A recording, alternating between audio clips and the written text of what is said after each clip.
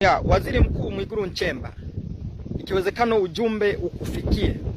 Swala zima la kutoa miundombinu iliyoharibiwa wakati wa maandamano, wakati hamtoi orodha ya watu waliokufa, mnazidi kutia pilipili kwenye kidonda. Jueni ya kwamba mnaongoza watu walioumizwa, watu walio na machungu, watu walio na maumivu makali sana. Lieleweni hilo. Na hata kama mkijaribu sijui kufungulia makanisa ya Gwajima, sijui kufanyeje, bado sisi tunahitaji tujue watu waliouawa ni orodha ya kina ni watu wangapi. Na mwingine anaweza kaniuliza, kwa hiyo unataka ujue ili weje? Nataka nijue. Kwa sababu gani? Mtu ni wa thamani kuliko chochote cha maisha haya. Mtu ni wa thamani kuliko sheli, mtu ni wa thamani kuliko magari, mtu ni wa thamani kuliko chochote. Hilo mnataka mlijue. Swala zima la watu kuuawa alafu mnatoa takwimu ya orodha ambazo ziliharibiwa wakati wa hapana. Kwa sababu gani naongea haya? Watu wengi wamekatishwa ndoto zao. Watu wengi wamepotelewa na watoto wao na mama zao na baba zao. Pengine walikuwa ndo tegemezi kwenye familia zao.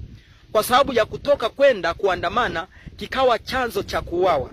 Umelewa? Watu wanapigwa risasi, mitandao inazimwa, uhalifu mwingi unafanyika, alafu leo hii mnatoa orodha ya miundombinu iliyoharibiwa. Alafu nasema tarehe 9 hazitakuwepo sherehe za uhuru.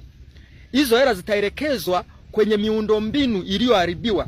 Manake unaona watu waliouawa ni kama mende, ni kama sisimizi. Hapana, hatuendi hivyo. Hatuendi hivyo. Viongozi wa Tanzania hatuendi hivyo. Ifike mahala utu na ubinadamu waongoze, busara na hekima viwaongoze. Kwa sababu gani naongea haya? Utu wa mtu, kuondoa utu wa mtu, kuondoa uhai wa mtu kwa sababu upate cheo fulani, kwa sababu uwe na nafasi fulani. Mimi nataka nikwambie hizo nafasi unaweza ukapata, lakini damu ya mwanadamu, kumwaga damu ya mwanadamu, nataka nikwambie hiyo ni laana nyingine. Kwa sababu mwanadamu Mungu alimuumba kwa mfano wake na kwa sura yake. Wewe inakuaje unamuondoa ili upate cheo? Upate cheo kwa sababu upate cheo, upate fedha, zitakupeleka wapi?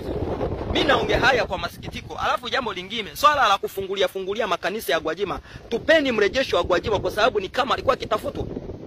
Swala zima la kufungua bado hamtibu chochote.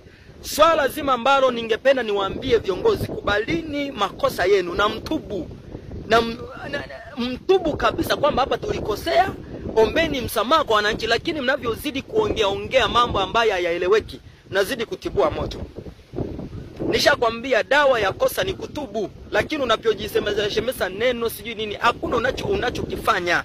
Swala la kutoa orodha ya miundombinu iliyoharibiwa wakati hatuoni idadi ya watu waliouawa, mimi sikubaliani nayo. Vitu viko chini ya mwanadamu, mwanadamu yuko juu ya kitu chochote. Mimi nayaongea haya, ikiwezekana ujumbe ukufikie. Nataka niwaambie viongozi wa serikali, mkitaka kuwa salama, tubuni na mkubali mlikosea na mliua watu na watu walikufa vifo vibaya sana. Na sio kwamba labda waliokuwa wanaandamana, hata tu tuna ushahidi mkubwa, kunakuta watoto wadogo wanakufa na wenyewe walikuwa wanaandamana nao.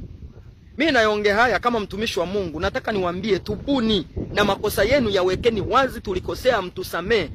Na kusema nisamee haitoshi, unabidi ufanye tofauti na ulivyokuwa unafanya, kuonyesha yale makosa uliyofanya.